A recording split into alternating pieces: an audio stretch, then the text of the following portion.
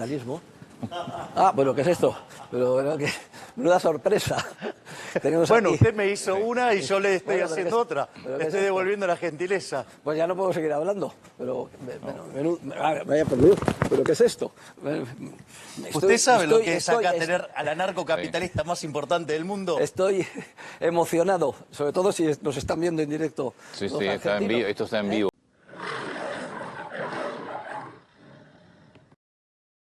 Quien tienen aquí delante es Jesús Huerta de Soto, que es un privilegio tenerlo.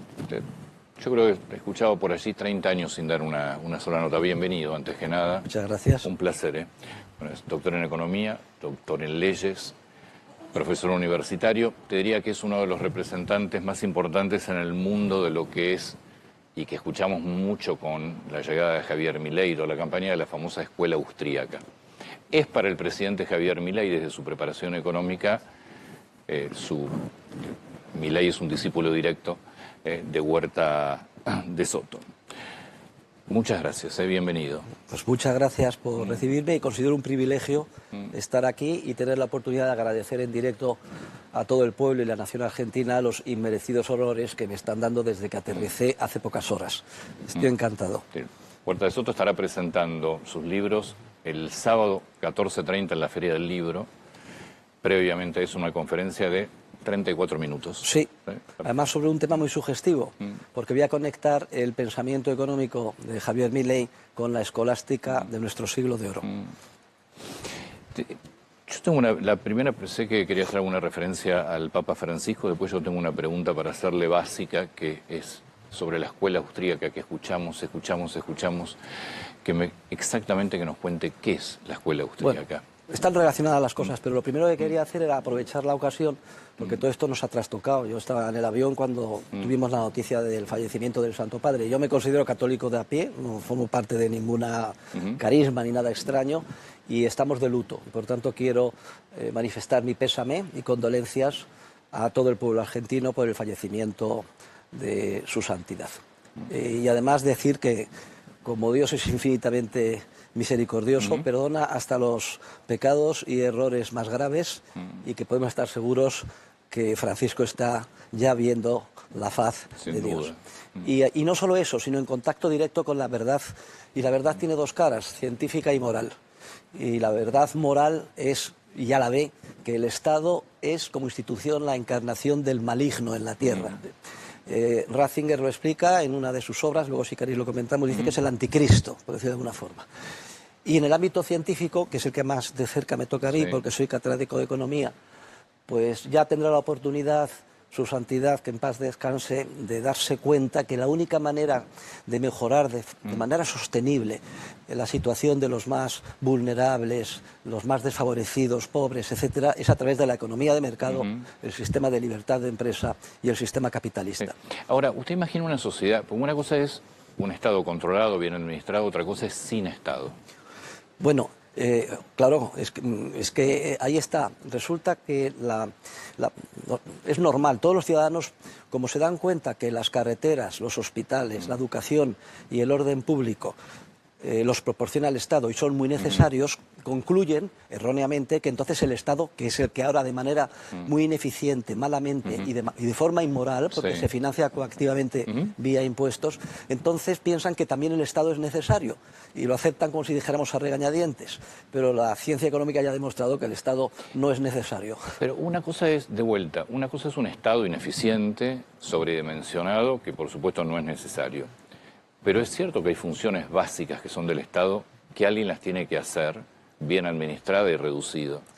Que no lo puede hacer el sector privado todo. No, eso yo estoy cordialmente discrepo. Todo esto muy porque cordial. no importa quién esté al frente del Estado, la persona más sabia que usted pueda imaginar, con los mejores principios morales, el estatismo es imposible. ¿En qué sentido? Que es imposible que proporcione lo que promete.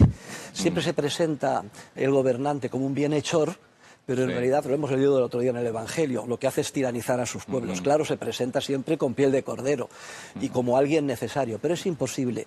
Y los teóricos de la escuela austríaca han demostrado por qué es imposible que el Estado funcione bien. Y lo único que genera son los conflictos que vemos cada día, todas estas luchas políticas, etcétera. Y es imposible por tres razones básicas que si luego quiere, comentamos. Adelante. En primer lugar, porque no puede hacerse con la información que necesita para que sus mandatos sean coordinadores. Porque esa información no la dispone de ella los gobernantes, ni los funcionarios, ni expertos, sino solo los seres humanos de a pie que nos levantamos cada mañana a crearla cuando tratamos de sacar adelante nuestras vidas. Pero es que además el Estado es coacción, que es muy importante. No se nos olvide esto, significa violencia, coacción. Y cuando incide en cualquier parcela social de manera coactiva, bloquea precisamente la creación de información que necesita para dar un contenido coordinador a sus mandatos. Puede parecer un argumento muy abstracto, pero es el corazón del teorema de la imposibilidad del socialismo que descubrió Mises en el año 1920. Ahora, Jesús, vamos a suponer que esa teoría, que es teoría, se puede llevar a la práctica en su totalidad. ¿Quién ejerce la función de la justicia? ¿Quién se hace cargo de financiar la justicia, que obviamente sí o sí es función del Estado, no puede haber justicia privada? Hombre, eso de que sí o sí es función... Yo soy doctor en Derecho. Vamos a ver, el derecho no es creación del Estado, es el resultado de un proceso consuetudinario y evolutivo. Y esto está perfectamente demostrado. Pero alguien lo tiene que administrar. Bueno, y luego está la impartición de justicia, la resolución de conflictos entre los particulares. Y esto está clarísimo que a través de un sistema puramente privado de arbitraje funcionaría mucho mejor, de manera más eficiente, rápida y menos costosa. Lo que pasa es que el Estado se arroga el monopolio de la justicia, la corrompe, porque la hace totalmente ineficiente. O sea, todas las características de imposibilidad del socialismo las vemos allí donde actúa. Me da lo mismo que sea sanidad pública, justicia, etcétera. Y además impide que la creatividad empresarial solucione los problemas en ese ámbito concreto. Estas preguntas que me hace usted tienen toda la lógica del mundo, porque cuando se explica el anarcocapitalismo, la gente dice, ay, entonces ¿qué pasaría con la justicia, el orden público, etcétera? Y claro, no podemos saber hoy las soluciones concretas que un ejército creativo de seres humanos, todos los 8.000 millones, darían a la solución de esos problemas. Pero sí que tenemos muchos indicios, porque sabemos cómo funciona el sistema de arbitraje, sabemos que, no sé aquí en Argentina, pero el orden público en España, vamos, hasta las empresas de seguridad privadas protegen incluso hasta los ministerios públicos. Algo parecido. Lo que pasa es que el problema es que las empresas de seguridad terminan siendo propiedad de los policías que responden al Estado. Claro, el Estado, digamos que es muy a cuentagotas, porque es muy celoso, va dejando un poquito de alpiste de libertad. Pero ni siquiera somos capaces de imaginar la prosperidad y el mundo. Sería una cosa inimaginable de crecimiento y prosperidad, orden, eficiencia y sobre todo moral, que generaría un sistema sin Estado. ¿Y cómo podría fijar las reglas para que eso se lleve a cabo? Porque alguien tiene que ser un árbitro de todo este sistema donde no existe el Estado. Bueno, vamos a ver, yo estoy terminando un tratado que se titula Narcocapitalismo. Bueno, ¿qué es esto? Pero bueno, menuda sorpresa. Bueno, usted me hizo una y yo le estoy haciendo otra. Le estoy devolviendo la gentileza. Pues ya no puedo seguir hablando. Pero vaya por Dios. ¿Pero qué es esto? ¿Usted sabe lo que es acá tener al anarcocapitalista más importante del mundo? Estoy emocionado, sobre todo si nos están viendo en directo. Sí, está en vivo, esto está en vivo. Bueno, yo tengo que decir... Pero que no. Tengo que decir que estamos asistiendo a nivel mundial a una revolución protagonizada por Javier Milei, que esto es importante. Inspirada por el profesor Huerta de Soto y Alberto Beñat. A partir de ahora yo no hago más notas. Claro. Por favor, presidente. ¿Acá? Sí. Bueno. Sí. Bueno, pero esto es una sorpresa que no estaba preparada. Para mí también, A mí me deja... Señor presidente, bueno, bienvenido. Perdón, digamos. No, para mí también. Me deja descolocado. Ahora ya estaré mediatizado, ya no me voy a atrever a decir las barbaridades que quería decir. No, bueno, es que desde el punto de vista, para que las diga. Desde el punto, lo digo en broma, hay que tener un poco de salero y de gracia castellana, sobre todo cuando uno es profesor y tiene que explicar conceptos tan abstractos y difíciles. Porque me estaba preguntando Antonio lo que cualquier persona sensata de la calle dice, bueno, esto es una locura del anarcocapitalismo, ¿quién se va a ocupar de la justicia, del orden público, quién va a poner las reglas? Y estaba explicando que ni siquiera podemos imaginar hoy el resultado de la creatividad empresarial a la hora de solucionar los problemas conforme se vayan planteando. Pero que tenemos muchos indicios de por qué camino irían. Hemos hablado del arbitraje, en el ámbito de la justicia. Hemos hablado de la seguridad privada. Y aún así decía Antonio, ¿y cuál va a ser el marco regulatorio que coordine todo eso?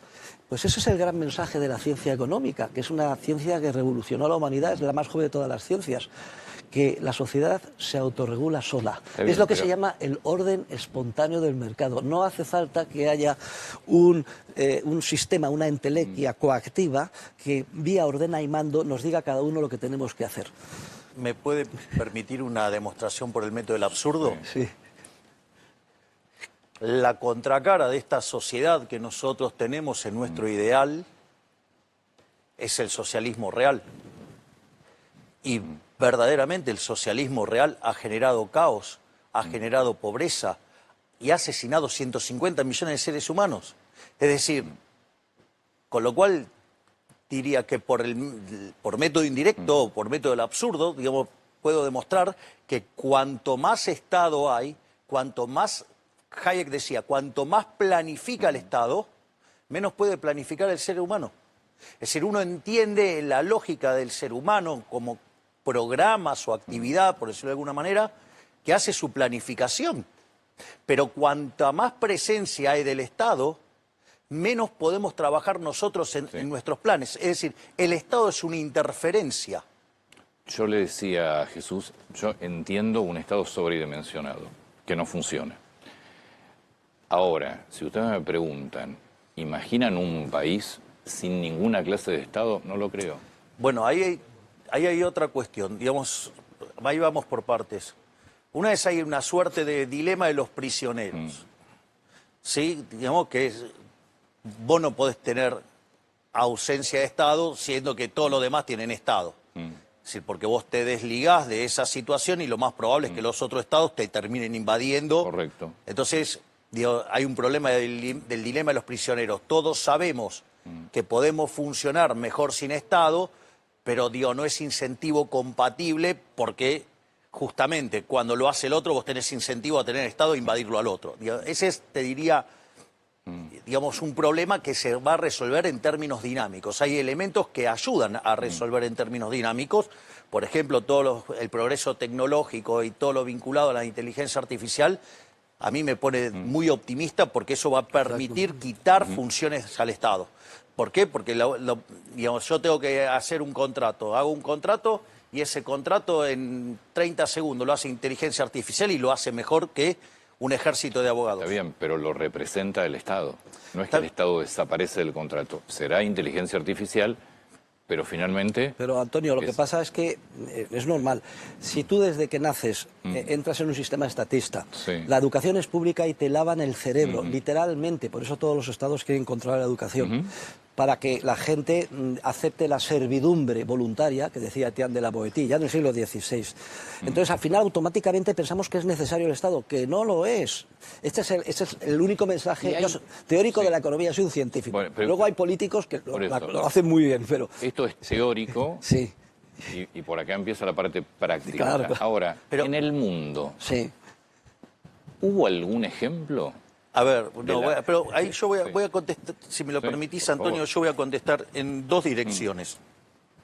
La primera dirección es, aquellos países que son más libres crecen el doble, tienen 12 veces más de PBI per cápita y tienen menos de, digamos, de 25 veces menos de pobres en el formato estándar y 50 veces menos en el formato extremo. Con lo cual, digamos, abrazar las ideas de la libertad trae prosperidad. No hay ninguna duda. Primer punto.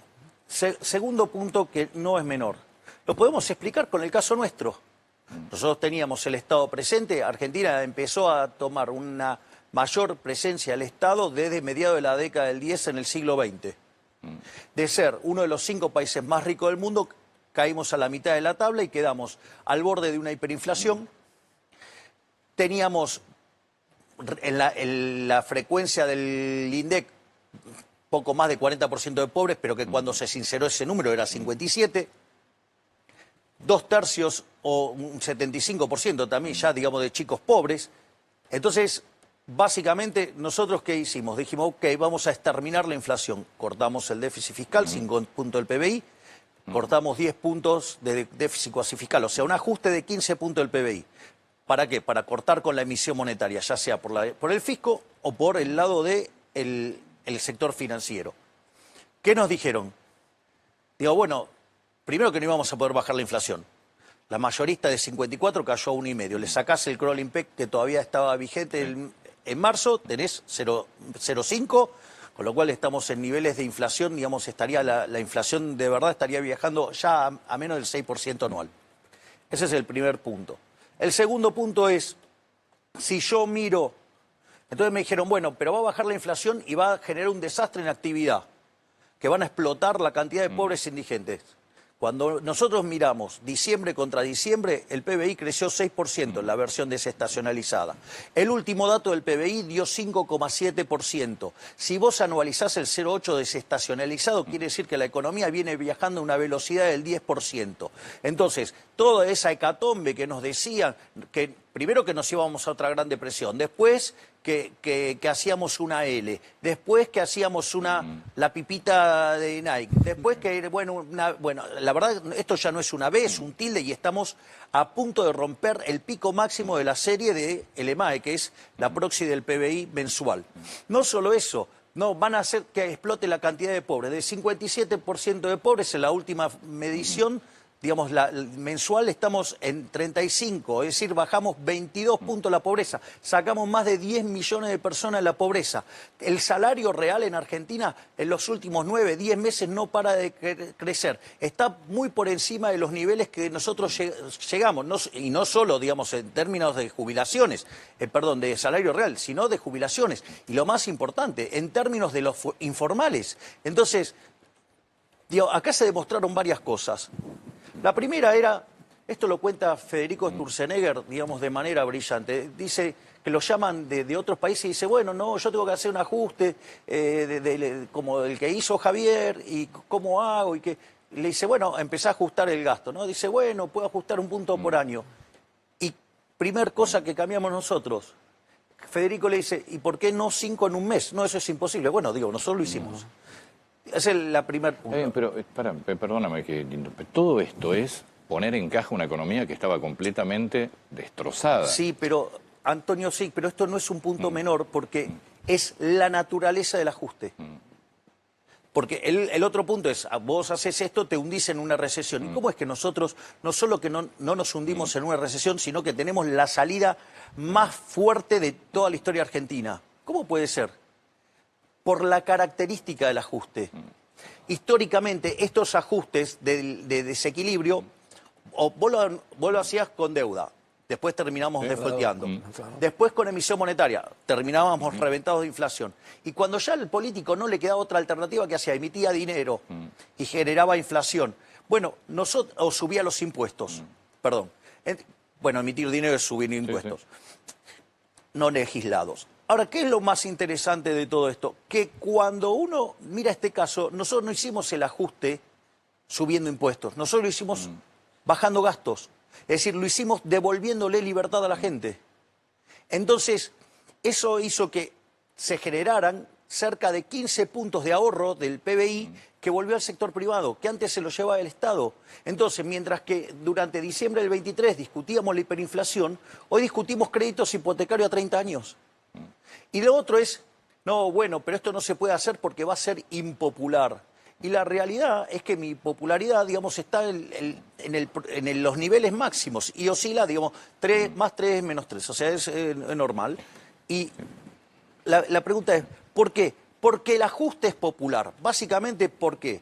Primero, porque baja la inflación. Al bajar la inflación, ¿quiénes son los más favorecidos? Los sectores más vulnerables de la economía. Digamos, yo entiendo, digamos, que algunos periodistas, digamos, economistas y demás, que odian al liberalismo, digamos, traten de menospreciar y ningunear los resultados. Pero están ahí y la gente, digamos, ya sabe lo que está pasando. Entonces, en ese sentido, me parece que los logros son impresionantes y no es que se hicieron con cualquier tipo de ideas, se hicieron con las ideas de la libertad. Hoy el mundo tiene más esperanza de que todo eso que los estatistas decían que no se podían hacer, nosotros estamos demostrando que se puede hacer y que es popular el ajuste, porque en el fondo, digo, usted, digamos, o sea, si usted tiene un problema, un parásito en el cuerpo, ¿qué hace? ¿Mata al cuerpo del humano o al parásito? Hay que extirpar el parásito. Claro. Bueno, yo diría que, porque yo llevo 40 años enseñando en la academia las ideas de la libertad. Entonces, el fenómeno que ahora tiene el mundo delante es Argentina y Javier Milei, porque ha sido capaz de articular muy bien las ideas teóricas de la libertad, decir la verdad a los ciudadanos, que le elijan y luego llevar a cabo un ajuste que en circunstancias normales se hubiera considerado imposible. Yo no sé si en tu pregunta antes dirías, bueno, esto quería sugerir, es que Argentina estaba tan mal, había un Estado hipertrofiado, Claro. tal. Pero yo te digo, la Unión Europea, porque eso me lo conozco, hay un estado del bienestar hipertrofiado, hay unos problemas tremendos, Francia está paralizada, Alemania se ha tirado un tiro en el pie y está destruyendo su industria, o sea, que no es un tema específico de Argentina, es la crisis social de nuestro tiempo, el estatismo. Lo que pasa es que Argentina se ha convertido, gracias a Javier Milei, en el modelo del mundo, Lo que pasa en es este que sentido, lo que yo digo es, todo lo que cuenta el presidente Milei, Sí. básicamente es poner en caja una economía destrozada. O sea, va más allá de las ideas de libertad. Es imposible funcionar como estaba. Es imposible seguir gastando más de lo que te ingresa. Va más allá de las ideas Pero hay de una libertad. diferencia con Javier Milei, y es la siguiente, que tiene las ideas muy claras y no se va a parar, pienso, y en un simple plan de estabilización de manual, Sí. sino que va a seguir más allá. Porque el problema del Estado es que en su esencia es ineficiente. Y no solo eso, inmoral. Yo iba a hacer una pequeña salvedad crítica, no crítica, cordialísima al presidente, que es cierto todo lo que ha dicho, pero que son argumentos de eficiencia. Pero la libertad hay que defenderla no solo porque es mucho más eficiente y acaba con el hambre, sino porque es la única posición moral. Porque el Estado supone violencia, coacción, quitar a unos para dar a otros. Y sobre todo, una droga, es como meterte droga en vena, porque crear drogodependencia. Una vez que el Estado te da subsidios, los subsidiados ya dependen del Estado de por vida y entonces se produce un efecto bola de nieve y es dificilísimo. Tan difícil es, mucho más, que sacar a un hijo de la drogadicción, sacar a una ciudadanía corrompida de estatismo. Entonces, para eso hace falta unos líderes morales y políticos, pues que son de una casta muy escasa. Y aquí, sí, yo, por decirlo de alguna forma. Y por eso yo soy una persona muy feliz, porque en este momento vivimos en el mundo, quizá en Argentina no os dais cuenta, una eclosión de las ideas de la libertad, que ya estaban preparadas ahí por la Escuela Austríaca de Economía, pero el principal protagonista de esta eclosión es el presidente de Argentina, Javier Milei. Es que vosotros, claro, yo entiendo que desde los problemas de la pequeña política de cada día estéis enzarzados, lo que es normal, pero si lo vemos desde fuera, bueno, sí tenéis muchos indicios, los comentarios en el Economist, el Wall Street Journal, incluso el Financial Times, que son absolutamente intervencionistas. Todos reconocen, chapó, lo que está haciendo Javier Milei. Pero lo que no saben es que Javier Milei no se va a parar aquí, sino que va a seguir hasta el final. Así es. Si es que le dejan. Para complementar Sí. a lo que dice el profesor y que creo que responde al core de lo que vos me preguntaste, Antonio. Primero, si vos te fijás, hay algo que señala el profesor Huerta de Soto y que nosotros a lo largo de la campaña y durante nuestra gestión siempre hemos planteado la política desde un lado moral, desde una perspectiva moral. El caso más emblemático te diría que es el cepo. Digamos, yo desde analista, diputado nacional por Cava y presidente, siempre dije que el cepo era inmoral. Básicamente, ¿qué es el cepo? El cepo es un instrumento por el cual el Estado, que generaba déficit fiscal, lo financiaba con emisión monetaria y eso generaba un arbitraje en el mercado de divisas, o sea, iban a comprar dólares y se perdían reservas. Entonces, ¿qué hacían? Ponían el control para que vos no pudieras comprar los dólares. Eso implicaba con lo cual, digamos, eso afecta a tus decisiones de portafolio, o sea, te genera daños intertemporalmente, porque imagínate si vos te hubieras quedado con 100 pesos en lugar de 100 dólares en el 2001, ¿no? Digo, hoy estarías 1 sobre 1000, ¿no? Entonces, dicho esto, vos lo que te encontrás es que entonces además genera un aumento en la cantidad de dinero, demanda no deseada, y eso es un aumento de la base imponible del impuesto inflacionario, un robo. Es decir, entonces, digamos, era una cuestión moral, digamos, al margen que generaba un exceso de demanda en el mercado de divisas que se traducía en un exceso de oferta en todo el resto de la economía y la descoordinaba y hacía que funcionara mal. Dicho eso, entonces era inmoral y había que sacarlo, y había que sacarlo cuando pudiera. Evidentemente no lo podíamos hacer el primer día, porque dado el desastre que había en el balance del Banco Central, nosotros hacíamos eso en el primer día, generábamos una hiperinflación. Igual ya tuvimos una experiencia de sacarlo en el primer día y... Sí, pero esta vez estábamos infinitamente peor porque combinábamos el desequilibrio, el doble del Rodrigazo, el balance que tenía la previa el Banco Central a la hiper de Alfonsín, indicadores sociales peores que lo del 2001. O sea, con lo cual, digamos, no duraba una semana en el poder si hacía eso. Digo, porque aparte había 4 bases monetarias venciendo en un día. Con lo cual, digamos, venía, ya sabemos cómo es el peronismo desde afuera, digamos, hubieran empezado los saqueos y todo, digamos, y el 1 de enero ya estaba, digamos, el que había perdido el balotaje. Dicho esto, entonces, ¿qué es lo que sucede? Nosotros queríamos sacar el cepo, pero había que, digamos, fase 1 del programa, el equilibrio fiscal. Fase 2 del programa, limpiar el balance del Banco Central. Fase 3, recapitalizar el Banco Central y salir del cepo. Muy interesante esto. Yo, ¿qué dije siempre? Nosotros, en la hipótesis de máxima, en el peor de los casos, digo, para estar bien cubiertos, necesitábamos 15.000 millones de dólares. Sí. O sea, la verdad que con 12.000 también nos alcanzaba, pero 15.000 millones para, digamos, estar tranquilos. Y yo dije, cuando tengo los 15.000 millones de dólares, salgo. Ahora, todos que empezaron a especular con que año electoral no va a salir, no se va a poner a flotar justamente antes de las elecciones, no va a hacer eso, lo va a hacer después de las elecciones. Hacemos el acuerdo, cerramos, es aprobado por el BOR, me ingresan 20, el programa total son 49.000 millones de dólares porque son 20 del fondo, 12 del Banco Mundial, 10 del BID, 2 del RIPO y 5, digamos, la renovación del swap chino. O sea, son 49.000 millones de dólares. De esos, cash son 20.000 millones de dólares. Uno podría hasta considerar la renovación del swap chino porque, digamos, vencía en junio y adelantaron la renovación. Dicho esto, me entraron 20.000 millones de dólares. Si yo dije que con 15 abría, ¿qué tenía que hacer? Abrirlo. ¿Y qué hice? Abrí. ¿Y qué me recomendaba la política? No lo haga. Pero yo, ¿cuál es el punto? Nosotros hacemos política desde el criterio moral.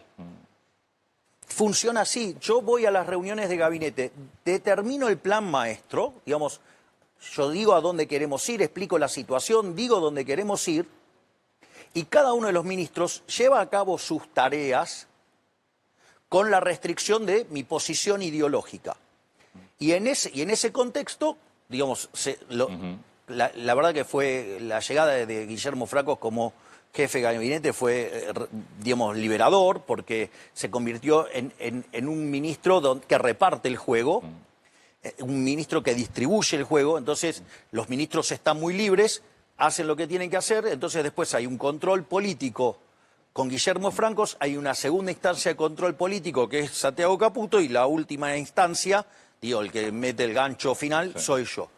Eso es por un lado. Por otro lado, digo, con lo cual la cuestión moral está siempre. Digamos, nosotros diseñamos esta política desde el punto de vista moral. Digo, esto también, digamos, es como terminamos con los piquetes. Es decir, porque los piquetes, o sea, hay dos elementos, ¿no? Digamos, está el protocolo y está que le sacamos la caja. Sí, digamos, esa tremenda obra que ha hecho Sandra Petovelo. Y después está el tema del crecimiento y que vincula profundamente con los temas de la libertad. De hecho, digamos, ahora cuando yo haga mis comentarios, digamos, entre hoy y el domingo, porque yo en el medio me tengo que ir a Roma, sobre el trabajo del profesor Huerta de Soto, voy a hacer un punto sobre una contribución de él que se llama la teoría de la eficiencia dinámica. Y básicamente voy a explicar cómo todo nuestro programa de desregulación genera crecimiento económico. ¿Te puedo hacer una pregunta sobre algo que dijo Huerta de Soto hace un ratito? Yo insisto con lo mismo. Hasta acá, obviamente, es un cambio gigantesco, pero es poner en orden un país que estaba destrozado. Es más que eso, Antonio. Dame un segundo. Jesús acaba de decir, esto no se va a quedar acá. En plena campaña, en muchas notas hicimos, yo siempre resalté, el señor Javier Milei era el único candidato que te contaba un país a 30 años. Era 30 años el proyecto. Exactamente. Contame el país a 30 años. Ahora... Bueno, yo diría, puedo decir una cosa un segundo antes de dar la entrada. Peca de pesimista, porque si sigue adelante de esta manera, aquí se va a notar un rebote y en 10 años estamos en un milagro económico argentino. Ni siquiera en 10 años, porque cuando se tomaron las medidas liberalizadoras en Alemania, después de la Segunda Guerra Mundial, estaba peor que Argentina, estaba todo el país arrasado, hecho ruinas. Y en 5 años ya superó el PIB al crecimiento que tenían Francia e Inglaterra. Y eso que recibieron muchas más ayudas del Plan Marshall. ¿Pero por qué? Porque en Francia y en Inglaterra se llevaron a cabo políticas socialistas, ganaron las elecciones los socialistas y los laboristas, mientras que en Alemania se aplicaron las políticas de la economía social de mercado y de la escuela austríaca. Luego quiero decir, presidente, que has pecado aquí de modoso y de conservador. ¿Qué 30 años? Por favor, 20 años no es nada, en 10 años. A ver, voy a hacer un punto, porque esto es importante. En algún momento me voy a poner inexorablemente un poco técnico. Nosotros ayer cumplimos 500 días de gestión. Sí. En el chat del gabinete hay varios que somos fans de Sabina. Entonces, en un momento, Luis Petri dice... parafraseando 19 días y 500 noches, dice, puso 4 desregulaciones por día, por 500 días. O sea, con lo cual nosotros hicimos 2000 reformas ya. Es decir, somos el gobierno más reformista de la historia. Nosotros teníamos un programa extremadamente ambicioso, no solo que era extremadamente ambicioso, sino que además decían que era imposible. Y hay un trabajo que hizo, digamos, acá Manuel Adorni, que está con el profe Esper. Está ahí Adorni. Allá está el señor candidato para la Ciudad de Buenos Aires. Me imagino que Esper debe estar, puede ser el candidato de la provincia. Candidato de la provincia de Buenos Aires. Son mis candidatos. O sea, me vine con gorutas. O sea, uno, digamos, es el goruta de la ciudad, que es Adorni, y el otro es Esper, que es el goruto de... Le quiero contar a la gente que esto es... Yo no... Empezamos a ver a la mañana llegada de todo el esquema de seguridad. Yo no conozco a Adorni, nada más que rechacé esta entrevista porque mi cerebro no funciona hasta las 11, pero no había tenido en cuenta el cambio horario, que es que en realidad... O sea, que sí que me funciona. Y entonces, acá hay un tema muy importante con el tema de la agenda de la desregulación. Cuando vos mirás, esta es la parte técnica, cuando vos mirás la historia de la humanidad y mirás el PBI per cápita, había un economista que se llamaba Angus Madison, que en paz descanse, que se dedicaba a mirar la evolución del PBI per cápita a lo largo de la historia de la humanidad. Tiene la forma de un palo de hockey. Básicamente hasta el año 1800 de la era cristiana está constante y a partir de ahí pega una aceleración enorme. Eso en economía se llama rendimientos crecientes. Eso digamos, en ese momento la población del mundo estaba en torno a los 1.000 millones de seres humanos y el 95% o 98% era pobre. Es decir, la condición natural del hombre era la pobreza. Es decir, no hay que explicar la pobreza es la condición natural del hombre. O sea, hay que explicar cómo es el proceso de por qué la gente salió de la riqueza. Y eso se llama capitalismo de libre empresa. Los 250 años posteriores a la Revolución Industrial han generado una explosión de riqueza nunca vista, nunca imaginada. Digamos, una persona de clase media en un país desarrollado vive muchísimo mejor que los emperadores, digamos, más grandes de la historia de la humanidad. En este contexto, además, la pobreza extrema la tienen que ir modificando la medida porque, digamos, ya cayó por debajo del 95%. O sea, hay 5% de pobres extremos nada más. Entonces, ¿esto qué quiere decir? Ahora, eso tiene una contraparte en términos de teoría económica, que es los rendimientos crecientes son monopolios. Nosotros, digamos, desde la perspectiva de la escuela austríaca, los monopolios en sí no necesariamente son malos. Son malos cuando surgen de la regulación. Pero si surgen, digamos, suponete que tenés 10 empresas de celulares, aparece una que hace uno de mejor calidad o mejor precio, y los otros 9 van a la quiebra, obvio. Digo, o sea, es evidente. Frente a ese caso, ese no es malo, ese es un héroe, porque, digamos, o sea, le está mejorando la vida a todos los seres humanos y además nos queda más recursos para gastar en otra cosa. Es fabuloso. Ahora, ¿qué es lo que pasa? Para la teoría económica neoclásica convencional, eso es malo, los monopolios son malos. ¿Qué hacen? Los regulan. Cuando los regulan, lo hacen asimilar a una empresa competitiva. Cuando hacen eso, matan los rendimientos crecientes, la economía no crece más. El mejor ejemplo de todo esto es Europa. Esto lo cuento porque es muy interesante. A mí me toca ir a la reunión del G7. Sí. Yo expongo, digamos, sobre cómo la inteligencia artificial puede generar una fuerte aceleración del crecimiento económico y, en paralelo, Kristalina Georgieva, por el fondo, presenta que la inteligencia artificial podía darnos un punto de crecimiento adicional de largo plazo, que es un montón, y, digamos, hace ese argumento. Cuando vamos a hacer la foto de familia, el carrito en el cual venía el Papa Francisco, que en paz descanse, y mi saludo a todos los católicos del mundo, y en especial a la familia, básicamente estábamos esperando para hacer la foto de familia, no podíamos porque él no estaba.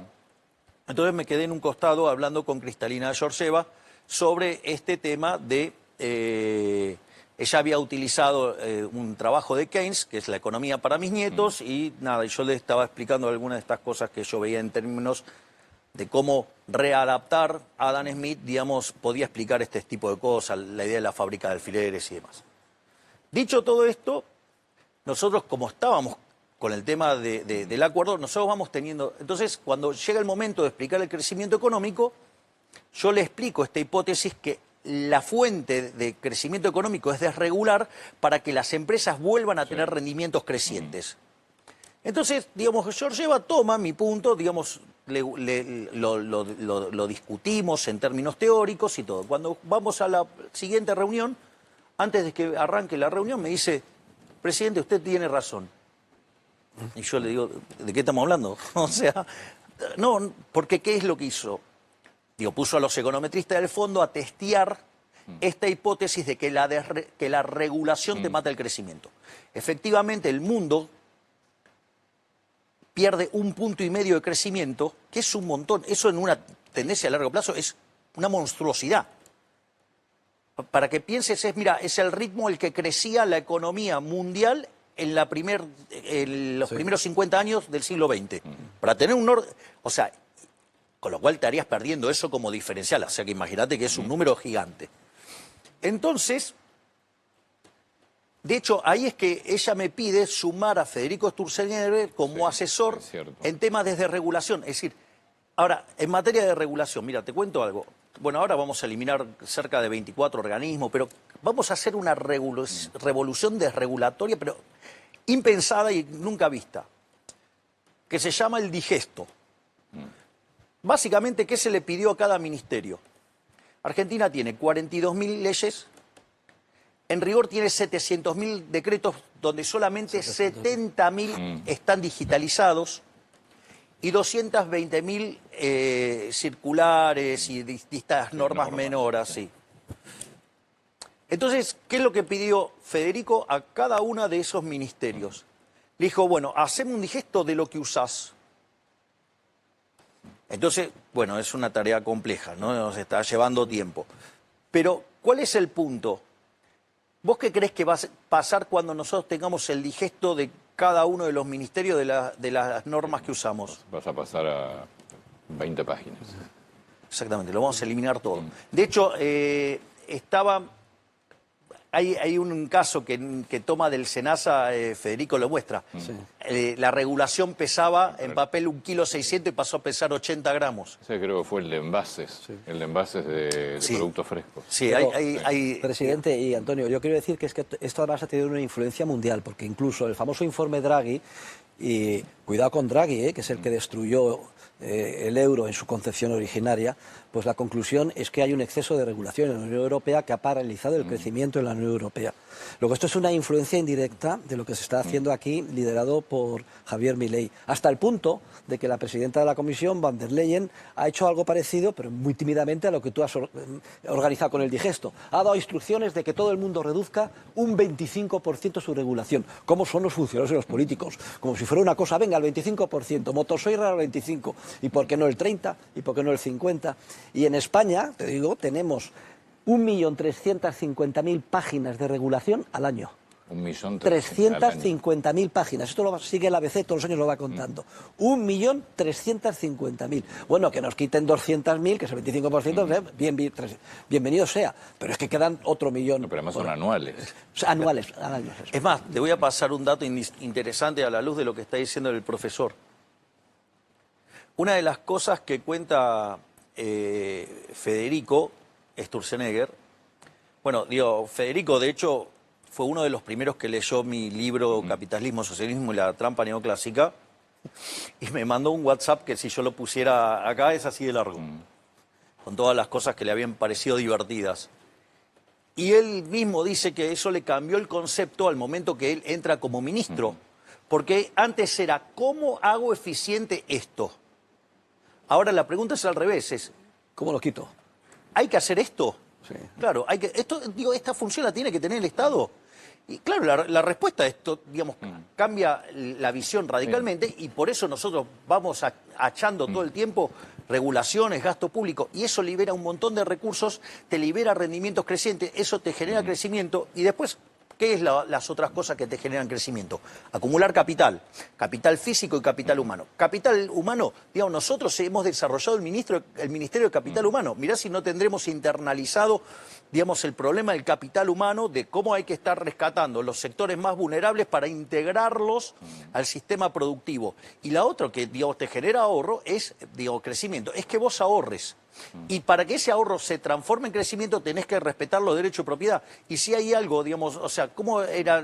Nuestra norma es el respeto del derecho a la vida, a la libertad y a la propiedad. Y este año, digamos, por eso, después de que el primer año marcó esa línea, este año ¿qué marca? Marca el año de la reconstrucción, que es lo que estamos haciendo. Vuelvo a mi pregunta inicial, la chico los 30 por los 10. Bueno, eso, digamos, es el optimismo del profesor. Yo necesito ir sobre cosas más conservadores. Vuelvo a la pregunta, contame la Argentina en 30 años. Mira, la Argentina, imagínate, ¿cuál crees que es el mejor país del mundo hoy? Bueno, en términos de estándar de vida, y me imagino que debe estar entre Suiza, Bélgica, tal vez. Suiza, Irlanda. Irlanda, puede ser, bueno, Australia en algunos puntos. Vamos a ser como esos, pero mejor. Porque además, cuando nosotros hacemos la convergencia, no la hacemos a este nivel estático. Nosotros lo hacemos a nivel dinámico, es decir, con estas economías que sigan creciendo. Entonces, no es que, digamos, o sea, las economías quedan acá y nosotros las alcanzamos acá. No, hacen así y nosotros las alcanzamos así.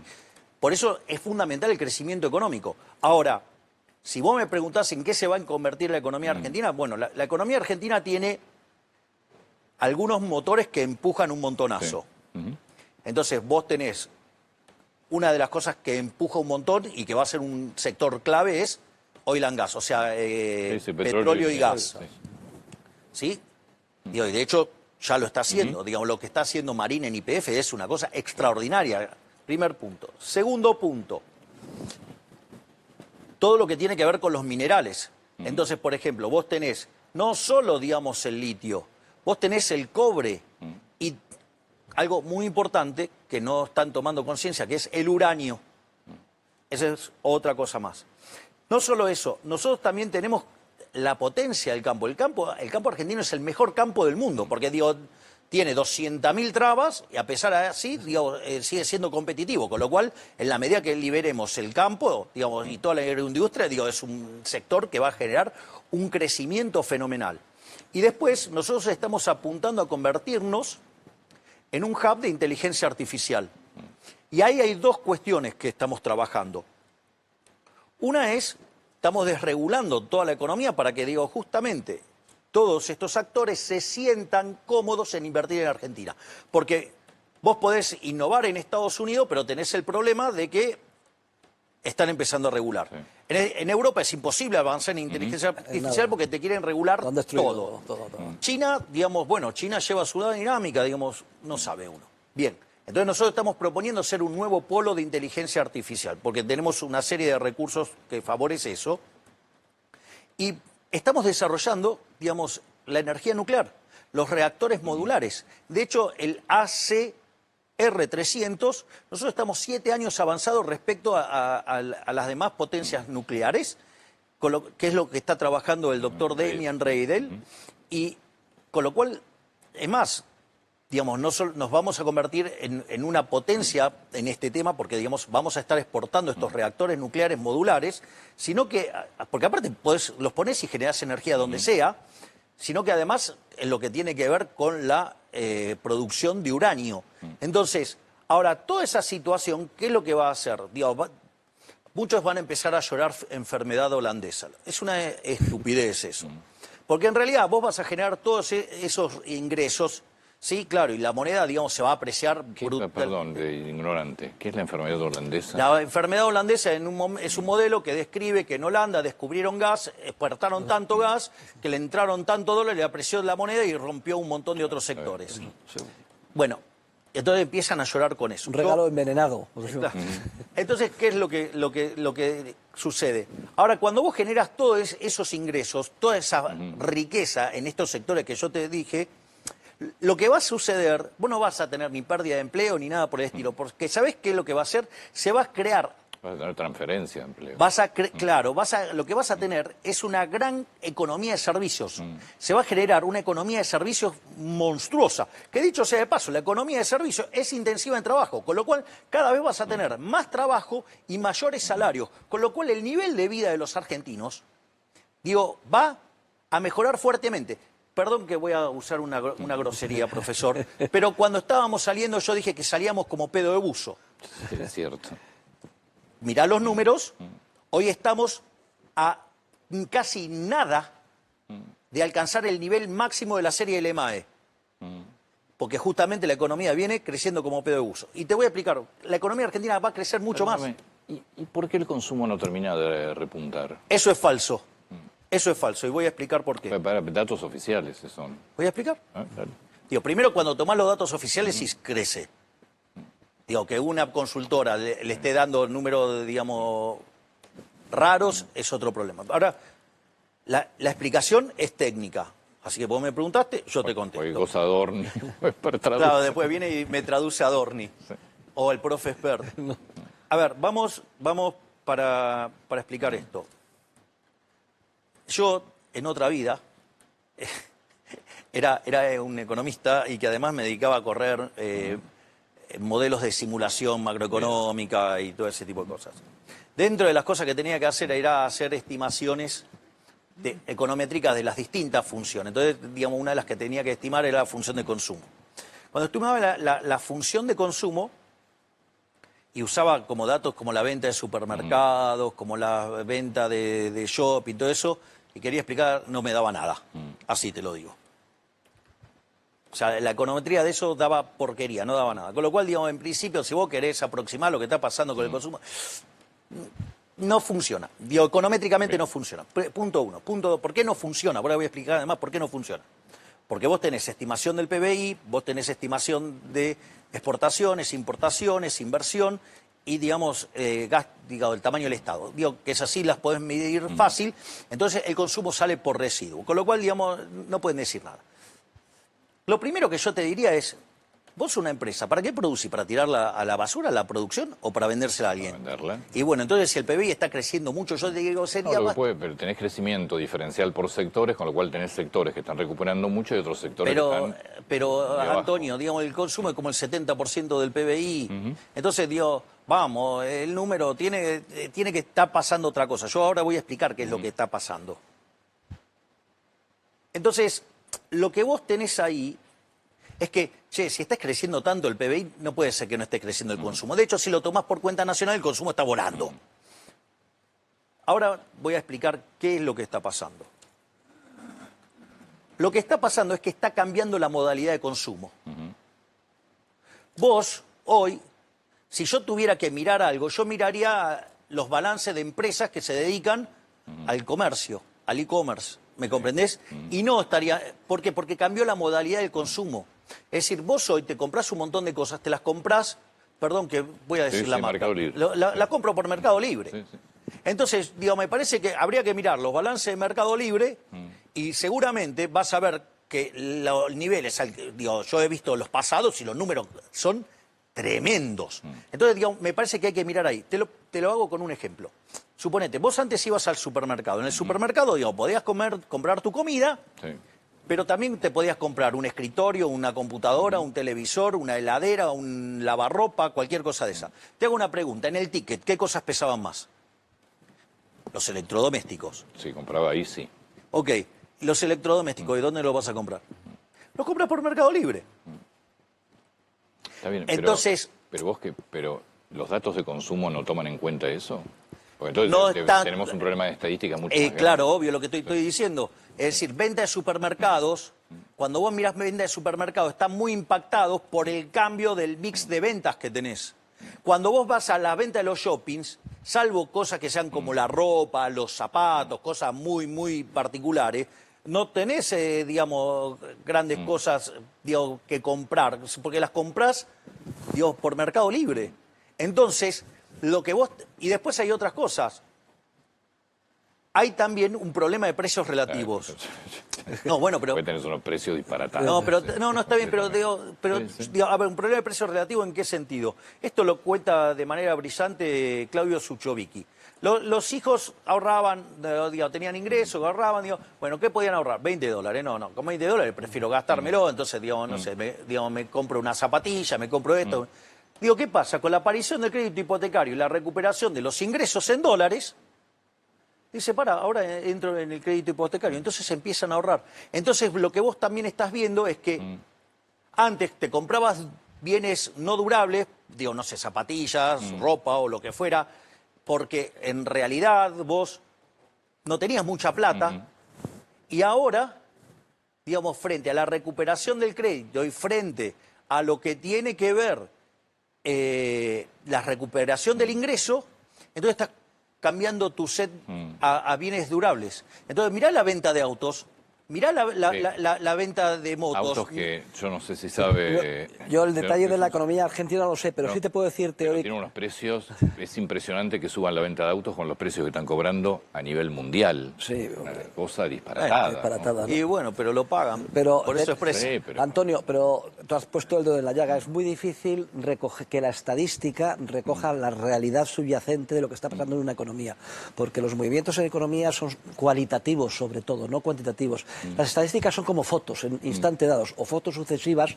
Mucha gente piensa que eso recoge como si fuera una película exacta y no es así, porque debajo de lo que se ve está lo cualitativo, que no se ve, que es lo más importante y lo que hace que las economías tiren para arriba. Esto es antiintuitivo, pero es así como funciona la realidad. Es como dirigir una economía con un espejo retrovisor, con los datos estadísticos. Estadística procede de Estado y hay que tener muchas sospechas sobre esos resultados estadísticos, ¿eh? Hombre, es un instrumento útil, pero entre otros muchos. Yo, desde luego, no tendría ninguna obsesión por las estadísticas. Lo importante es que haya libertad, que la gente pueda aprovechar las oportunidades de ganancia, que pueda descubrirlas, pueda detectar dónde están los sectores que dan beneficio, que son aquellos que te indican que tienes que invertir ahí. Y también, igualmente importantes son las pérdidas en una economía de mercado, porque actúan como repelente. Debes de irte. Si tu empresa tiene pérdidas, tienes que hacer algo, cerrar antes, ¿eh? Y luego otra cosa, en una economía de mercado nunca se destruye. El empleo ni se crea ni se destruye, tan solo se transforma. Es algo parecido a la ley famosa de la energía, ¿eh? Y es más, yo te hago una pregunta, vamos a ponerlo así. Nosotros hicimos 2000 reformas estructurales. Digo, la base de la economía se está moviendo toda. Es decir, y además en una economía que se transforma permanentemente. Entonces, ¿qué es lo que sucede? Algunos indicadores pierden relevancia. Los indicadores de consumo perdieron relevancia. Digo, los indicadores de consumo como estaban las ventas de supermercados o la venta de shopping. Digo, que no estoy diciendo que estén mal hechos ni nada. Digo, pero cambió la modalidad. Y si no entendemos eso, digo, estamos fritos. Por eso el consumo, digo, está mucho más sólido de lo que... pero bueno, ¿sabes qué? Voy a hacer el gran desafío, voy a pedir a la gente que trabaja con nosotros que tomar todo lo que dijeron periodistas y economistas sobre consumo, y cuando aparezcan datos que están allá de eso, se los voy a presentar formalmente. Ya sabes cuál es la metodología. ¿Puedo cometer una falta de educación y hacer una pregunta sobre política al presidente Milei? Sí, bueno, hombre, claro, si yo soy un invitado en este país, soy testigo admirado. No puedo, no. Mira Adorni con cara de odio. No, pero no puedo no preguntarte sobre lo que dijo ayer Macri, que todos aquellos que tenían precios ya fueron comprados. Bueno, digo, lo primero que digo entonces que traiga la factura, que la muestre. ¿Qué crees que te diga? No, porque me da la sensación de que ya no hay ninguna alternativa de acuerdo. Bueno, digamos, puede ser que en un grupo minúsculo del PRO no quiera el acuerdo, pero, por ejemplo, el acuerdo para la provincia de Buenos Aires marcha muy fuerte. Y yo no tengo, digamos, ninguna duda que entre el profe Espert, digamos, Cristian Ritondo y el Colo Santilli se van a poner de acuerdo para armar digamos, obviamente con el trabajo en lo que es el armado de la estructura de pareja y los Menem, digamos, de armar una estructura súper competitiva para arrebatarles la provincia de Buenos Aires al soviético, al comunista, digamos, al bolchevique, digamos, al liliputiense comunista. Una pregunta en una clase suya, porque yo les cuento que Huerta de Soto, las clases pueden asistir periodistas. De hecho, se filman y se suben a YouTube. En una de las preguntas que le hacía, no sé si es un alumno o un periodista, la pregunta era sobre el estilo de Javier Milei. Sí, bueno, porque todos conocéis a vuestro presidente, ¿no? Que es una persona pues que es muy apasionada, y eso no, a mí me parece que es una ventaja porque llama la atención. La gente, el problema que tiene es que nos adormecemos. Conforme los países son más ricos, además, cada vez tienen menos, digamos, ansias reformadoras. Y como no venga alguien que te mueva las conciencias, y Milei tiene pues esa capacidad de revulsivo de las conciencias, explicando además con base científica aquello en lo que cree y aunando voluntades. Por lo que sospecho, porque yo acabo de aterrizar, debéis de estar en periodo electoral. Cuando o no es así, porque cuando se empiezan a escuchar estas cosas... La elección del señor Adorni es ahora, 18 pues, de mayo. Ahora se explica todo. Ya en 2 semanas o 3 semanas. Bueno, pues ya sabéis que siempre se dice... La voz de Milei en la ciudad. Adorni es la voz de Milei en la ciudad. Así es. Bueno, pues bien, pero estos son cuestiones, digamos, que pasan en todos los países del mundo. Incluso los periodistas en España dicen, bueno, ya se sabe, estamos en periodo electoral, todo el mundo... No hay que seguir al pie de la letra lo que dicen los candidatos, ¿no? Profesor, ¿puedo hacer 3 minutos. una nota sobre esto que estás diciendo? Sí. Hay un análisis maravilloso que hace al respecto Alejandro Rosisner. Dice, el tamaño de las transformaciones que tenemos que llevar a cabo en el gobierno es una tarea ciclópea. Y además con un montón de gente que quiere que le vaya al país mal, utilizaría otra terminología, torpedeando todo el tiempo. Digo, esto tiene que ser hecho por una persona que sabe lo que quiere hacer, cómo hacerlo y sobre todas las cosas, tener la convicción. Es decir, requiere de un temperamento que ese temperamento, que es el que te empuja y que te lleva a hacer todo esto, un carácter, una determinación, tiene otros nombres más, ¿sí? Dicho es impresionante lo que se está controlando. Dicho todo esto, perdón, profesor, hay que tener pelotas y hay que ponerlas.